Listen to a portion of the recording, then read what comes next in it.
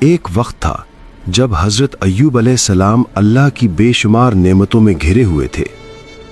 وسیع زمینیں، کھیت، باغات، مویشی، عزت، دولت اور مضبوط جسم، گھر اولاد سے آباد تھا۔ لوگ ان کی دیانت، تقوی اور انصاف کی مثال دیتے تھے۔ لیکن ان سب نعمتوں کے باوجود حضرت ایوب علیہ السلام کا دل دنیا میں نہیں اٹکا۔ وہ راتوں کو اٹھتے، اللہ کے حضور سجدہ کرتے اور نعمتوں پر شکر ادا کرتے۔ یہی شکر آزمائش کا دروازہ بننے والا تھا۔ اچانک حالات بدلنے لگے، کھیت تباہ ہو گئے، مویشی ختم ہو گئے، مال و دولت ایک ایک کر کے چھن گئی۔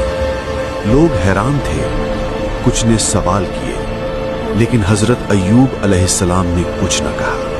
ان کے لبوں پر ایک ہی جملہ تھا، اللہ نے دیا، اللہ نے لے لیا۔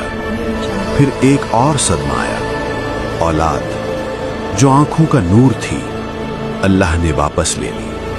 غم دل پر پہاڑ بن کر ٹوٹا، لیکن زبان خاموش رہی۔ اب آزمائش اپنے عروج کی طرف بڑھ رہی تھی۔ حضرت ایوب علیہ السلام ایک شدید بیماری میں مبتلا ہو گئے۔ یہ بیماری سالوں تک جاری رہی۔ جسم کمزور ہوتا گیا، طاقت ختم ہوتی گئی، لوگ دور ہونے لگے۔ کچھ نے کہنا شروع کیا کہ شاید یہ سزا ہے، لیکن حضرت ایوب علیہ السلام نے کبھی اللہ سے شکوہ نہیں کیا، نہ زبان سے نہ دل سے، صرف اللہ کی یاد باقی تھی۔ اس کڑے وقت میں ان کی اہلیہ صبر، وفا اور خدمت کی زندہ مثال بنی۔ وقت گزرتا گیا، جسم پر بیماری کا غلبہ بڑھتا گیا، لیکن ایمان کمزور نہ ہوا۔ ایک دن حضرت ایوب علیہ السلام نے آسمان کی طرف دیکھا۔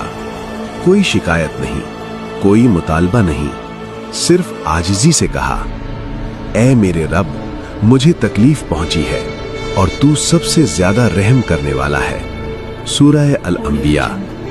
یہ دعا صبر کے سمندر کی گہرائی تھی۔